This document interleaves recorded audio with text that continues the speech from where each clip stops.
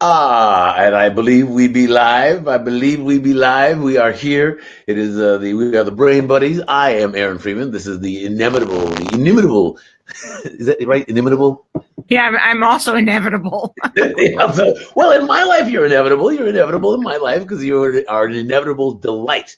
So we are live. You can join in if you are watching on Facebook. Please join in the conversation. This, of course, Peggy Mason, professor of neurobiology at the University of Chicago, who will be speaking tomorrow at the annual meeting of the Chicago Society for Neuroscience, who are the promoters and sponsors of this little tag. Hi there, boss. Hi there. How you doing? Well, I am so excited because I so rarely get a chance. I know last week I perhaps was not as brilliant as I might be, but this week I have prepared for our conversation. Yes, I've prepared, and I've learned, I've studied some of the finest neuroscientific minds around, and I'm prepared to explain what we're going to talk about, which is the phenomenon of amnesia.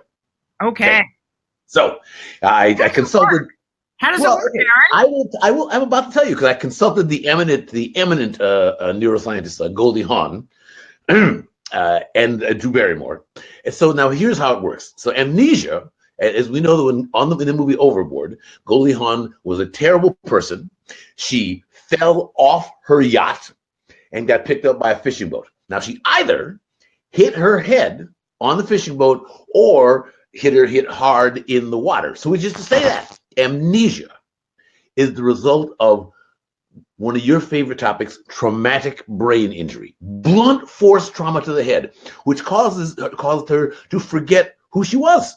She didn't remember anything about it. And people who have amnesia, they forget. We all know that. You forget who they are. It's like in the Bourne, the Bourne conspiracy. He forgot who he was and had to go through a big long process to figure out who he was. But it's traumatic brain injury, blunt force trauma. Thank you. Okay. And is that here's why it works. Here's how it works. The mechanism by which traumatic brain injury is, which is we have hundreds of billions of neurons that have trillions of little connections. And when you have traumatic injury, things get shaken around, and those neural pathways that allow us to remember things get jiggled up. And so those memories are lost. Okay. And how else can you get amnesia? There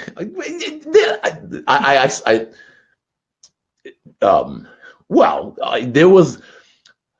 I didn't see any other. I didn't see any other mechanisms, but I'm certain that this is at least one of the ways that it works. Yeah. So one of the most famous patients. Have you ever heard of HM? Yes, of course. We talked about Henry Molaison last week. So Henry Molaison, did he hit his head? His head was cut. Okay. And what about Clive Waring? He did not. Well, we don't know that he didn't hit his head. I cannot tell you honestly that he did. He might have hit his head. It's possible. He could have. And I mean, it's possible he hit. But what? Are you saying that he never hit his head? I mean, you're going to say No, he might have hit his head, but that is not the most likely explanation for his amnesia condition.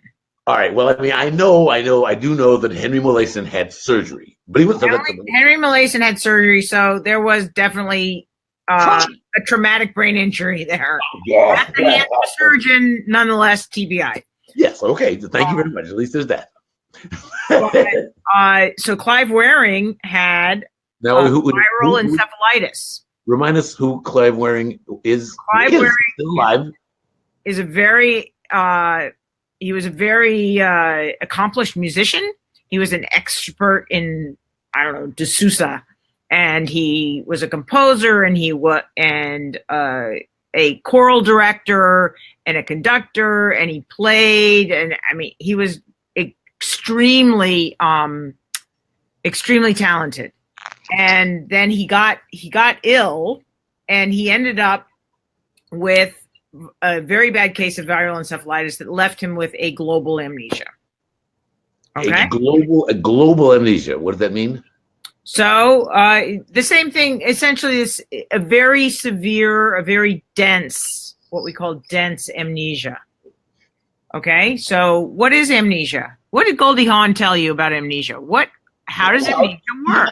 You forget who you are. You forget your identity. She couldn't remember it. What happens if I tell you something? If you tell me something, well, I know this, that when Drew Barrymore, whenever she went to sleep, she would forget what happened the previous day. So if you tell me something and I have amnesia, if I go to sleep, I won't remember it tomorrow. And then I saw Drew Barrymore. I saw this right there. And Adam Sandler was used. It was just like every day is like Groundhog Day. Okay, so let's do away with Hollywood amnesia. Hollywood amnesia is, I love a good Hollywood amnesia film, I have to say. Did you like Regarding Henry, Overboard, the Hitchcock ones? I like them all. What was the Hitchcock one? It's, I'm going to screw it up, but I think it's Vertigo. Okay. All right. I think it's Vertigo. So you're saying that Hollywood is not really. So what's wrong with Hollywood amnesia? What is incorrect about Hollywood amnesia? And what's incorrect is that, in fact, what happens in amnesia is that you cannot make new memories. Oh, that's just so Memento. I haven't seen the movie, but yes, that's the general idea. Right. But you retain some types of existing memories. So you retain, for example, your vocabulary. Yep.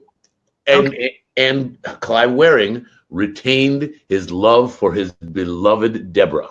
He really did. I actually, okay, so I had this one experience once when I was in Boston. This is actually over 30 years ago. Okay. 30 years ago. And I was playing poker with a group of people, and one of them had global amnesia. And so this was really, really interesting experience for me. So she had a little card that she could read that told her the order of the that two of a kind, three of a kind beats two of a kind is two pairs. Yep. Blah, blah, blah. So she had that order, and she could not. It was dealer's choice. The dealer would say the game. She could get it and play it, but if the next person said it, same game, she had already lost it, and she couldn't go back to a game. So she had to be reminded each time. But then there were other things that were very remarkable. One was she had no problem with vocabulary. She also had one of the thickest Boston accents. Okay. So, that's an example of a procedural memory, what oftentimes people will call motor memory, that is intact, even though she couldn't tell you. So she had as it turns out, she had a girlfriend, but she didn't, know the girlfriend's name. Ah. There's a thing. There's a what is it? Capgras syndrome. Yeah. Where you don't recognize, where you think that you recognize someone as looking like I might recognize. Yeah, someone but like Capgras is probably a little bit more of a cognitive and a little bit less of a memory issue. It's a recognition issue. Yeah, it's a cognition issue. Okay. Oh, by the way, but anyway, so the point being, she could, with HM, for example, we learned a lot about amnesia from HM, and HM was able to remember, for example, where he grew up. So he was able to remember general things, but not specific episodes. That's probably useful to remind folks who aren't familiar. By the way, we are the Brain Buddies. I'm Aaron Freeman, Professor Peggy Mason, the University of Chicago. We're here every Thursday afternoon, so please join in. And if you'd have comments, by the way, Sharon tells us that it's Spellbound. Yeah. Spellbound, okay. Spellbound is the Hitchcock movie that has amnesia in it. And she also put a link to the Clive Waring Wikipedia page. Yeah. It's probably useful to remind folks who aren't familiar that of why Henry Molaison suffered amnesia.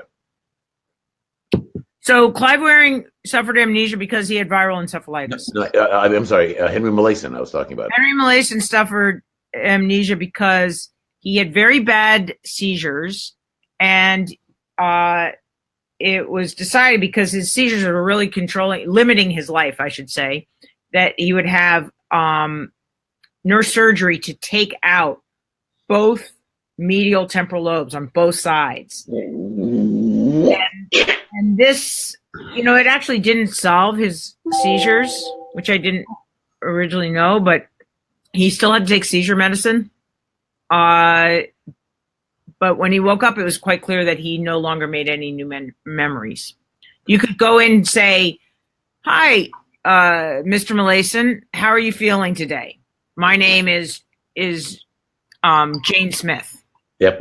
And 5 minutes later, you go in and you say, "Hi, Mr. Mason, it's nice to see you again." And he would say, he would never know that he'd met you before.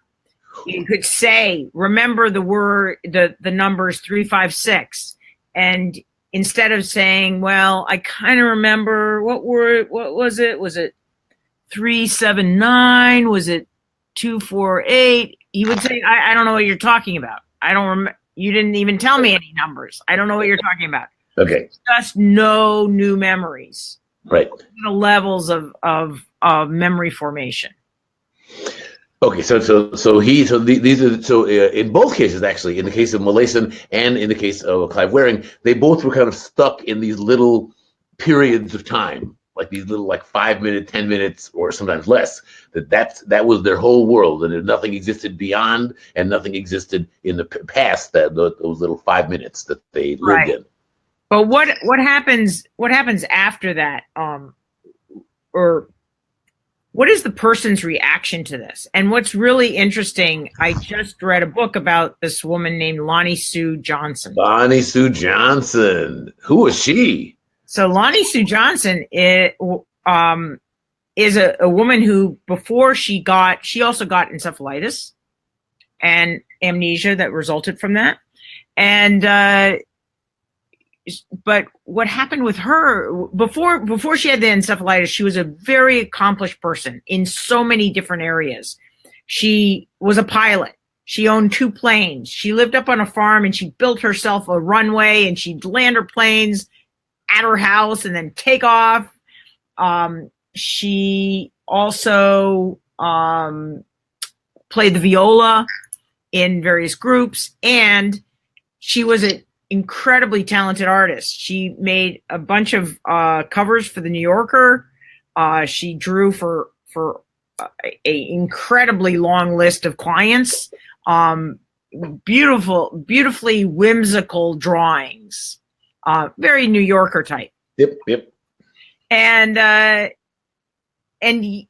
so what you get from her, if you look at Clive Wearing, Lonnie Sue Johnson, and HM, you see 3 completely different reactions to amnesia.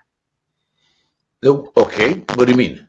So what was Clive Wearing? How would you characterize? You've seen the videos of Clive Wearing. Yes. How would you characterize that? Frustrated. Very frustrated and fairly, I would say, humiliation. Yeah. Then he goes into these rages. Right. And he goes into rages because the world doesn't make sense to him. Well, but so like the character in Memento, Clive Wearing writes things down. He keeps a diary. But his diary, what about his diary? Well, yeah, so he has his diary, and then he a moment passes and he looks at it and he says, "Oh, that's wrong. I just woke up now. I didn't wake up before, because before doesn't exist. I woke up now." Right. So he scratches it out and he says, "I just woke up now. And how long have I been asleep?" Yep. So I haven't seen anything. I haven't heard anything. I have never seen anything before. This is the first time I've ever actually been awake. I just don't know what's happened. I've been asleep for all this time. And yet, what would happen if he sat there and if you put music in front of him? Ah, yes. Or you put Well, what does happen when you put music in front of Clive Wearing? He can read music. He can play music. He has all these talents that are intact. Sharon just put a link down to Lonnie Sue Johnson. Yeah. But with the Brain Buddies, if you are watching and would like to comment and have questions for Professor Mason about amnesia or some other brainy topic, please give us a little jingle here on Facebook. But yes, so he was very frustrated at his own inability to make sense of his world, as opposed to Henry Molaison. HM. And what was HM's? He everything I know about him is from the woman who, I forget her name, who spent her career basically. Corkin. I'm sorry? Suzanne Corkin. Suzanne Corkin, right. She's basically spent her Hello, Lilith. Hello, Lilith. Thank you for joining in. I hope you will, if you have a question that you'd like to ask or comments about amnesia, let us know. But yeah, so he was first of all, what really strikes me from the stories was that he was so kind. Just as Clive really loved his wife, he was really sweet to Suzanne Corkin. Really sweet. He was. I read these articles about him, and I read these scientific back. I never met him. I knew him as HM, and yet coming through all of the means and standard errors and graphs and science speak, you could tell that this was a very good-natured, affable, nice person. Even though he never remembered. When I saw that he had died, I remember I opened the New York Times and there was, there was his obituary, and I was very emotionally affected. And I have this quote from Suzanne Corkin that I'm just going to read, where she says, for many of us, losing HM was like losing a family member. He'd been so cooperative, likable, and funny that everyone just developed a real affection for him. Yep, I understand. And so so that's one style. And then there's Clive Waring, who he's raging against this situation. Right? He's really fighting it with everything he's got. And then there's Lonnie Sue, and she is she's going with the flow. And she's, hi, want to see my drawings? Want to see my word puzzles? And you say Crush? Did you know that Crush has Rush in it? I mean, she'll just jump right in there. It's a really interesting book, and there are articles about it too. Well, I saw an article about her in the New Yorker, and they said that she may have amassed the world's largest collection of unfinished artwork because it's. And she has this talent. She has these talents that persist, and she has some knowledge. She kind of realizes that she used to own an airplane. She has this general knowledge, but she doesn't have episodic memory. So, for example, she says, "Yeah, maybe was I married? Maybe for 5-7 days. She's married for 10 years. Must be tough on her husband. What's that? Must be tough on her husband. Well, no, she was divorced long before this. Oh, okay. All right. Long before the thing. I'd still like to be remembered. I mean, all right, we're not married, but I'd still like my existence to somewhere be there in your heart somewhere. So, I mean, there's two things that I take away from this. One is that we have constructed this picture of amnesia from HM. And HM was, as the writer of this book, which I really should refer to the name of the book.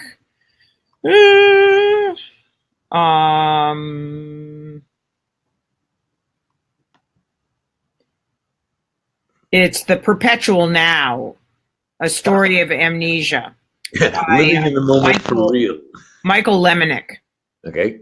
Anyway, so as he talks about, she retains a lot of these pre-encephalitis traits, and she retains all the personality, but she doesn't remember specific episodes. So now, when you say encephalitis, was there a specific part of the brain wherein both Clive Wearing and what's his face? Oh wait, what's it? What is the difference between permanent and temporary amnesia? Asks Lilith. I mean, temporary amnesia is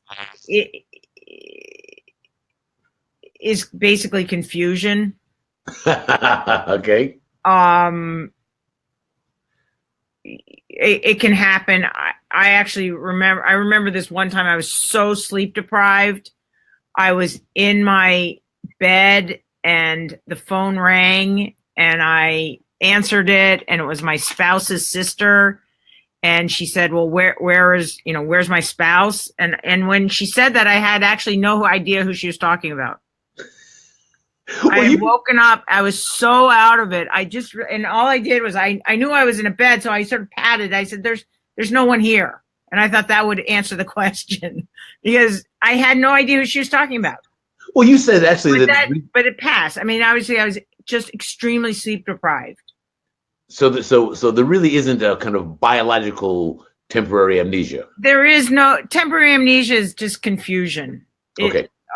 Yeah. But now, so Lonnie Sue. But you ask a very good question, which is when you get encephalitis, what gets affected? Yes. Yeah. And the answer is we don't know. Well, yeah, the hippocampus does get affected, but like you were saying before, it doesn't prove that other parts of the brain are not also affected. And so they're not. So people with encephalitis are not as clean. They're not, it's the lesion, the problem, the damage is not as clean as it is with HM. That's one of the reasons why HM was so amazing, because the surgeon went in there. We know exactly what was taken out. Of course, there are downstream effects of that, but it's really, really different from the situation where you have encephalitis. You know the hippocampus is affected because it shrinks. It visibly shrinks. But you don't know whether some other part is affected, maybe 2% or 5%. So let me say, I want to say that in terms of Clive Wearing, obviously he was able to recognize his wife. Yeah. But nothing else. So what does that say? Like, well, no, he recognized music and notes, and I would imagine that he probably recognized pieces of music. But one of the really interesting things about that in the documentary that I saw about Clive Wearing was that he would get up and start conducting when it would be the orchestra. He would start conducting, and then when the music stopped, Deborah described, you could see him descend back into his little box that he was, and that was. It was so, because when the music was playing and he was conducting, he looked just like a guy who was a music conductor, just like, for all the world, you would never think there was anything in the world wrong with this man. And then you could see him just descending, and all the skill and the consciousness, I suppose, all the stuff that you might say might have to do with the cerebellum, those fine. Well, also, but just all that stuff that makes up the self. The self is not just, as much as we try to live in the moment, we are always informed by our past. And I think that as you study these amnesic patients, what you realize is that their now is very seriously affected by the fact that the fact that they don't have a past that is accessible. Lilith wants to know. So Alzheimer's is a disease, causes a dementia, and part of that dementia is loss of making new memories. So Alzheimer's does affect the hippocampus and does affect the ability to make new memories. One other thing that's kind of interesting is that some of these old memories, episodic memories, they make a transition from being an episode to being basically a semantic memory. So let me give you an example. At my father's, I think it was 80th birthday party, we had it in my brother's backyard. And my brother that year had decided to grow some vegetables, and he was very proud of his vegetables. So he says to his very small daughter, maybe 5, okay, Emily, whatever you do, don't pick the pepper. So Emily goes straight for the peppers, picks the pepper. Okay. and then she forgot. And then for every night for the next, I don't know how many years, when she was going to bed, she said, Daddy, tell me the pick the pepper story. Okay. So every night my brother would tell her, well, it was your grandfather, it was Bunky's 80th birthday. We're having a big party, blah, blah, blah. He tells the whole story. So now she has this memory of the story, not of the incident. If you said to her, was it a cloudy day or was it sunny? She wouldn't know. She couldn't put herself back there. All she knows is the story. She knows it as that is where episodic memory has become a semantic memory. And I think this makes a really good point about the nature of episodic memories. What do they say? Semantic memories are recalled. Episodic memories are recreated. So if I were to describe the first time I saw Sharon, I would play that video in my head, and I can see myself walking in, and when I saw her there and sat down across from her, and I remember what she looked, and I'm recreating it as I'm telling you the story, as opposed to my old address on Adams Street in Chicago that is just a number. I could just pull it out of the air. Right. And at some point you learned all sorts of facts. And there was an episode where you learned. You're welcome, Lilith. Thank you. In the House of Representatives. Okay. But that wasn't a salient episode, and you don't remember the episode. You just remember that this semantic information. So everything starts as an episode. Some are more, robust than others, but they can make this transition into semantics. So would you say that you no longer recreate them when you articulate the event? So now what it makes okay, but I want to stick on with amnesia for a second here.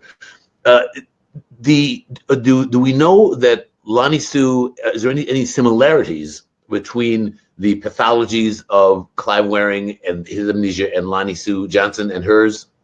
Yeah, they're the same etiology. They're both a viral encephalitis. I think they're both caused by herpes simplex virus. But they're both still alive. I'm sure there are MRIs, but we don't know at any deep level exactly where has been affected. And even if you looked at the brain, you wouldn't necessarily know, that this area has been affected, because not everything shrinks. Some areas just look normal, but they don't work right. Right. So I want to say I'm Aaron Freeman. This is Peggy Mason, professor of neurobiology at the University of Chicago, who will be speaking tomorrow at the Chicago Society for Neuroscience annual meeting. And by the way, I'm going to be tomorrow night after your speech. I'm going to be at the Museum of Science and Industry for the Chicago Council on Science and Technology's show Science Riot. We have trained a dozen real scientists, actual scientists, to communicate in the form of stand-up comedy. So we are here. We are the Chicago. Great. Yeah, it's gonna be fun. Yeah, and we have some fun folks in there. But the things that they haven't. Oh, so here's one of the things is that Lonnie Sue Johnson, is still an artist, but her art has changed now. It's her art used to be very graphic and whimsical, and now it's very word centric. It still has a whimsical feel to it. She never finishes her pieces, and they revolve around words as opposed to revolving around images, although there are images in her drawings. So what do we learn about amnesia from that? I mean, what I take from this is, I think it's a very good point that HM, I just feel this incredible connection to HM. He sacrificed so much. He didn't even know he was sacrificing, but he gave so much, and he gave his life, and we learned so much from him. I will always feel indebted to him. And by the same token, we have a risk. There's a risk in taking too much information from one individual. And what I see with the point that is made in this book about Lonnie Sue is that there are varying presentations of the same disease. The symptoms are interpreted through a personality and through an individual brain. So Clive Waring is rageful. Lonnie Sue is very kind of upbeat and bubbly. Yeah. And as was Henry Molaison. Henry Molaison was just kind of mellow and good natured. So what I think I hear you saying about the true full nature of real neurobiological amnesia is as we often say about stuff in science, that it's too soon to tell. We don't really know enough about Well, we had this old idea that I'll tell you the big thing that has shifted from HM, or from the early days of HM, which is that we used to think that the memories were stored in the neocortex, and they were all over the neocortex. Memories were stored. Neocortex, that's like the top. Recalled back because they were, the cortex. There was nothing wrong with the cortex, so they could come back. What's a neocortex? Neocortex is most of your forebrain. The top layer of bark. Top layer, yeah, the bark. The bark of your brain. That's right. Okay. Not the sound bark. Yeah, I understand. Yes, the tree bark. Like the cork. The cortex means bark, and so the top layer of the bark of your brain. Okay. So the idea was he could remember old events. If you've ever experienced somebody getting older and losing their memory, they can't form new memories, but they can still remember old episodes. Yep. But the reality is that when you recall an old episode, you use your hippocampus to do that. Oh, so that okay. And so you're going to lose those old memories over time. And my friend Carol, who died at 102, I on my blog there's an obituary about her, or a blog about her anyway. Your blog, thebrainissocool.com, thebrainissocool.com. Yeah, and Carol with a Y, Caryl, and her memories just marched back over between about 95 and 100, and by around 100, 101, she wasn't remembering even very early things. And so what happens is that we think that these neocortical, actually there's a really great illusion that is used in the book. We're going to wrap this up, but let me just tell you this one great analogy, which is, imagine that we'll get to you, Olga. Imagine that you go into a room and there's a sight, and there's hearing, things that you hear and things you smell, and your body feels a certain way. You're tired or you're not tired, whatever. And imagine that each one of those features of this experience is a balloon. Okay. And you take all the strings from all of these balloons and you tie them into a knot. That's the hippocampus. The knot is the hippocampus. Okay. Oh, that's good. That's good. When one or two of the balloons get tickled, the knot gets tickled and it fills in the other balloons. Did you make this up yourself? I did not make this up. This is a beautiful analogy. I am going to write a blog, and I'll tell you who made it up. I will give the credit where credit is due. Give the credit where credit is due. It's not my analogy, but it is a great analogy. So you could get at it from the hippocampus. You could get at it from any one of these sensory modalities, and it pulls in the other sensory features of the experience. That's really cool. So if you don't have a hippocampus, you don't have the knot. Now you can't pull them in like that way. So there's the link to Peggy's fabulous blog, thebrainissocool.com. Thank you very much, Sharon. And I want to say hi to Philip. Hi, Philip. Olga had a question. Says, how can one get amnesia other than through an injury or surgery? What we've been talking a lot about is viral encephalitis. So that's one. You can also get it from anoxia. So let's say that a person goes without oxygen, either because they've had a stroke or for a heart attack. These are all ways that you can get. The hippocampus is very sensitive to not having oxygen. The whole brain, she likes her oxygen. She really does. You cannot prevent, you cannot keep oxygen out of the brain and have the brain work. But there are a couple places where they really like oxygen, and hippocampus is one. Why can't new memories be formed in old brains? Oh, new memories can be formed in old brains. Thank goodness. I mean, I'm an old brain. You're an old brain. Well, so Carol was an old brain, and she was forming perfect memories at 90. My father's 93. He forms new memories. But it gets harder when your brain gets old. No, well, I mean, I don't know where that debate. Well, I don't know where that debate is. Whether normal aging always has a loss of memory or not. I don't know that. I can certainly say that whenever if I forget something now, I think, oh, this is the sign. This is where it's coming from. Here's the first signs of Alzheimer's. Whereas when I was younger, if I forgot something, I just forgot it. I think that one thing that does happen with age is what's called nominal aphasia. You forget these nouns. What? You forget names. You forget. You forget nouns. I don't know why, but that seems to be a fairly common thing. But do you get amnesia just as a normal byproduct of aging? I don't think so. I think the evidence would suggest that no.